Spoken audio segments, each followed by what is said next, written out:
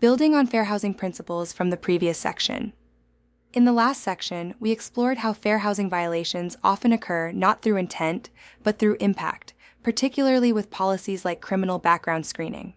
That same concept now extends into another evolving and highly important area of real estate practice: how the Fair Housing Act applies to the LGBTQ community. As real estate professionals, this is where understanding the spirit of the law, not just the words, becomes critical. What the law says and what it doesn't say. The Fair Housing Act, FHA, prohibits discrimination based on race, color, national origin, religion, sex, disability, familial status, 42 U.S.C., paragraph 3601 et seq. At first glance, you might notice something missing. Sexual orientation and gender identity are not explicitly listed. This has historically created confusion in the industry. However, the law has evolved through court decisions, HUD guidance, and legal interpretation. How protection still applies: the role of sex, discrimination. Even though LGBTQ status is not specifically listed, discrimination against LGBTQ individuals may still violate the FHA under the category of sex discrimination. This is especially true when discrimination is based on gender stereotyping, failure to conform to traditional gender roles. This ties directly back to what we learned earlier. A violation does not require obvious discrimination. It can exist in how decisions are made and justified. HUD guidance, expanding protection. HUD has made it clear that individuals who identify as LGBTQ may pursue claims under the Fair Housing Act, under sex discrimination. The Equal Access Rule state and local laws that specifically protect sexual orientation and gender identity. This means that as a licensee, you cannot rely on outdated assumptions. The enforcement environment has expanded and continues to evolve. Real-life case example, Smith versus Avanti, 2017. To understand how this applies in real life, let's walk through a case that brings these concepts to life. A family was looking to rent a home. The family included a transgender woman, her spouse, their children. During communication with the property owner, everything initially seemed normal. However, after meeting the family, the owner declined to rent to them, stating concerns about maintaining a low profile and referencing the family's unique relationship. The family was forced to find housing in a less desirable area, with a longer commute and fewer opportunities. What the court found. The court determined that the denial based on children was clearly familial status discrimination. The refusal based on the transgender identity and relationship was sex discrimination.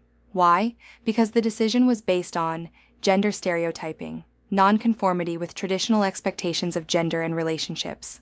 The court relied on principles from Price Waterhouse versus Hopkins, which established that discrimination based on failure to conform to gender norms is a form of sex discrimination. Why this matters to you as an agent. This case shows that even when a client uses vague or indirect language, liability can still exist. Example, a seller says, "I just don't think they'll fit into the neighborhood," or "We want to keep things quiet around here." If those statements are tied to gender identity, sexual orientation, family structure, you are now in a fair housing risk situation. The low-profile problem, a common real-world scenario. Let's bring this into a real estate scenario you might encounter. A landlord tells you, "I don't want anything controversial, I just want normal tenants." At first, that may sound harmless, but in practice, this can lead to discrimination based on lifestyle, discrimination based on identity, fair housing violations under sex discrimination. This ties directly back to earlier lessons. Language matters. Intent doesn't protect you. Impact does.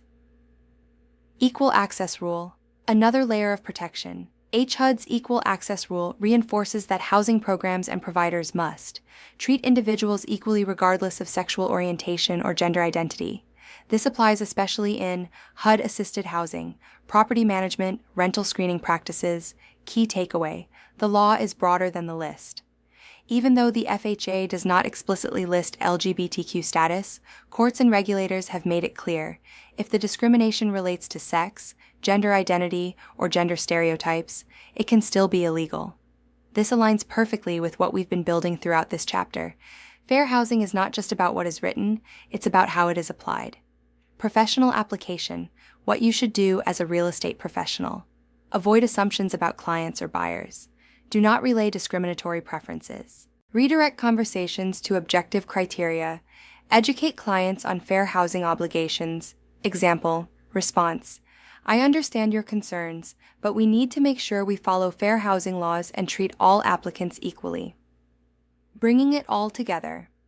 From criminal history to assistive animals to LGBTQ protections, the message is consistent.